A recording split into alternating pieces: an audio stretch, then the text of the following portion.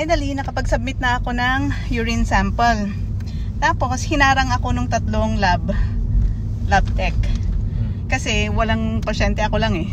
Okay. So, hinarang ako sa, oh, you have a very nice sweater.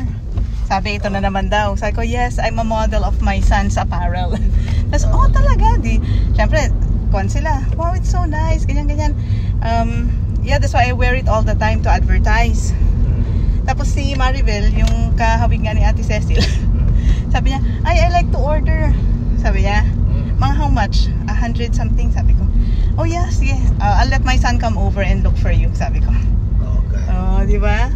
Pangregalo daw. So sabi niya, oh yeah, he's coming over. Sabi naman nung dalaga na maganda yung nag-asikaso sa akin. Yes, the designer will come over and sell. Kaya nakakatuwa, Jay. Oh, grabe. I'm so flattered na natuwa sila. And everywhere we go, di ba? Napapansin talaga siya.